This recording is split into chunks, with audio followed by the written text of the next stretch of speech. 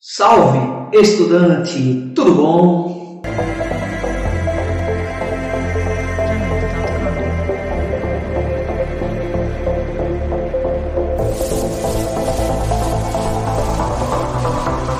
Capítulo 2. Cargas elétricas e modelo atômico de Rutherford Bohr. Esse é o nosso tema do capítulo 2. Mais uma vez, por questões didáticas, vamos dividir esse capítulo em duas partes. Nesta primeira parte, a gente vai trabalhar sobre as cargas elétricas. Porque quando nos aproximamos de certos objetos, como plástico, sentimos os cabelos dos nossos braços ficarem arrepiados. Por que quando esfregamos lã em um bastão de vidro ou um lápis no cabelo, ele atrai pedacinhos de papel? Já fez essa experiência? Nesta videoaula, nós iremos trabalhar o comportamento das cargas elétricas. As superfícies são dotadas de cargas elétricas. Vamos ver como é que isso acontece. Antes de mais nada, se ligue nesse experimento que está acontecendo aí, onde esse professor passa um pedaço de lã nesse bastão. E olha o que é que acontece com um bastãozinho pequeno que está dentro do recipiente. Por que será que isso acontece? Eletricidade, algo que nós não podemos viver sem em nosso dia a dia, na nossa realidade atual. Se imagine sem eletricidade por algumas horas.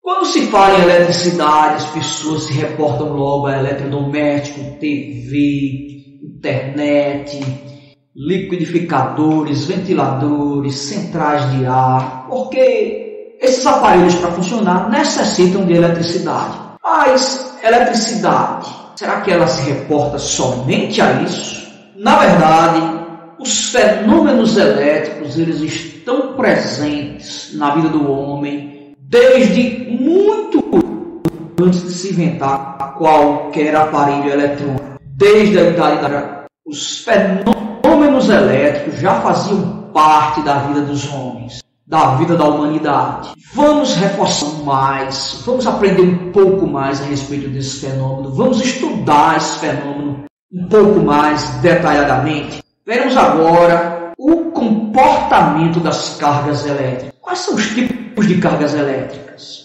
Depois de muitos estudos e experiências, a ciência percebeu que os fenômenos elétricos podem ser explicados de acordo com as cargas elétricas. Estas foi convencionado que são de dois tipos: as cargas positivas, representadas com sinal de mais, e as cargas negativas, representadas com sinal de menos. Depois de muitos experimentos, descobriu-se que essas cargas elétricas elas possuem um certo comportamento. Observe a figura A. Se atritarmos um bastãozinho de vidro em um pedaço de lã, notaremos que ambos, a lã e o bastão, se atraem mutuamente. Agora se concentre na foto B. Se atritarmos um bastão de vidro no tecido de lã e o pendurarmos e aproximarmos dele um outro bastão de vidro que tenha sido friccionado, atritado com outro pedaço de lã, o fenômeno vai ser o contrário. Eles vão se afastar, eles vão se repelir, como está esquematizado nesta figura B. Existe assim uma explicação para esse fenômeno de atração. Quando nós friccionamos materiais com o bastão de vidro e a lã, o bastão passa a ter cargas elétricas positivas e o pedaço de lã cargas elétricas negativas, conforme o esquema da figura 1. Ou seja, há uma movimentação de cargas elétricas. Então, após muitas experimentações, os cientistas descobriram que as cargas elétricas elas interagem umas com as outras. ou seja, há um comportamento entre elas. Baseado nesse experimento e em outros procedimentos semelhantes, os cientistas concluíram que as cargas elétricas de sinais diferentes, elas têm um comportamento de atração, ou seja, cargas positivas mais e cargas negativas menos, elas se atraem quando os corpos estão nessa situação. Segundo essas experimentações, cargas elétricas, corpos que estejam carregados com mesmas cargas, ou seja, com sinais iguais, ou seja, só positiva ou então só negativa, essas cargas elétricas se repelem, quer dizer, esses corpos não ficam juntos, eles se afastam. Então, há uma interação entre as cargas elétricas no mundo dos átomos, no mundo da matéria. É assim que funciona. Então, entendeu-se que dois corpos portadores de cargas elétricas é um acontecimento mútuo. Um deles atua sobre o outro e vice-versa, como você está vendo nesse experimento aí do bastão que está dentro do vidro e esse outro bastão que está na mão do experimentador. Nesse experimento descrito até aqui, nós vimos um exemplo clássico de eletrização por atrito. Muitos corpos ficam eletrizados desta forma.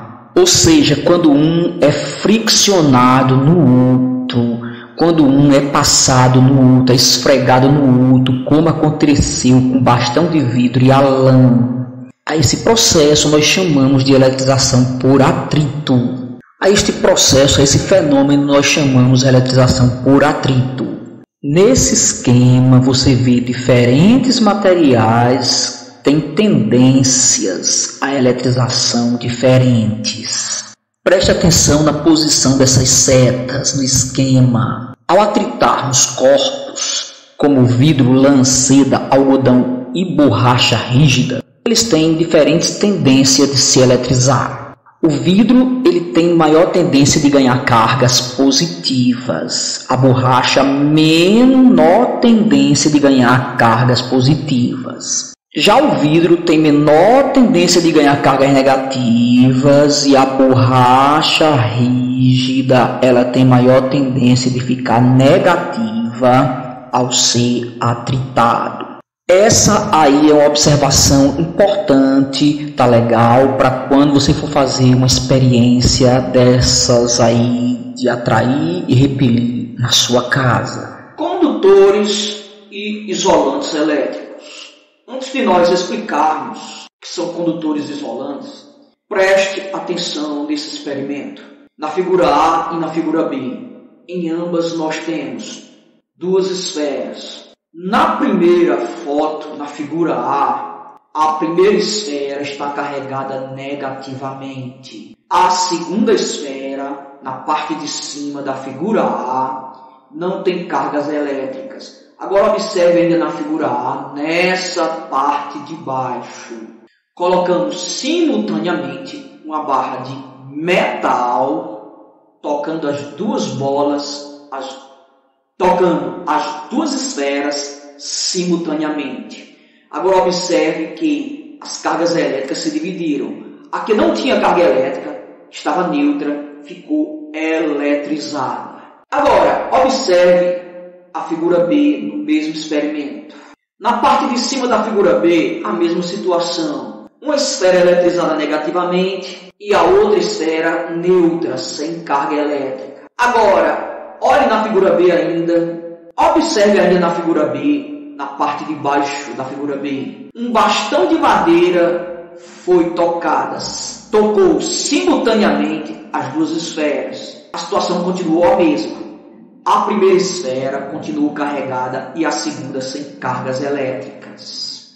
Esse experimento bem simples serve para mostrar as propriedades dos condutores elétricos e dos isolantes elétricos. Você está vendo que o metal deixou passar as cargas elétricas de uma esfera para outra, ao passo que a madeira não permitiu isso. a gente conclui que os metais são condutores elétricos e a madeira é um isolante elétrico. Mas o que é um condutor e o que é um isolante elétrico? Condutores elétricos são materiais que permitem a passagem da corrente elétrica, permitem a passagem da eletricidade, oferecem pouca resistência à passagem da corrente elétrica. Cobre, alumínio, ferro são bons exemplos de materiais condutores que oferecem pouca resistência à passagem da eletricidade. Isolantes são materiais que oferecem resistência à passagem da eletricidade, à passagem da corrente elétrica. Oferecem resistência ao deslocamento das cargas elétricas. Borracha, madeira e porcelana são materiais isolantes. Você já imaginou a nossa vida sem os condutores? A extensão que está trazendo energia para esse computador, ela tem condutores e por cima dos condutores nós temos uma borracha isolante. Então, ambos os materiais são indispensáveis à nossa existência na atualidade, para transferir energia e para nos proteger do comportamento das cargas elétricas. Eletrização por contato. Conforme você viu no experimento das duas esferas, quando o corpo eletricamente carregado e outro eletricamente neutro são tocados por um material condutor, a eletricidade, as cargas elétricas se deslocam de um para o outro. Então, esse fenômeno nós chamamos de eletrização. Como houve contato do corpo carregado e do corpo neutro, então esse tipo de eletrização é chamada de eletrização por contato. Cuidado, se você tocar objetos metálicos que estejam carregados, essa eletricidade passará para o seu corpo. E você pode, dependendo da potência da corrente elétrica, você pode tomar choques. O aterramento de objetos. O aterramento de objetos serve para resolver esse problema da eletrização por contato.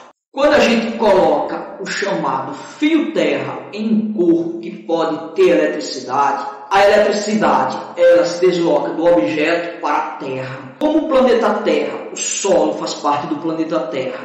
O planeta Terra tem mais massa do que, por exemplo, você.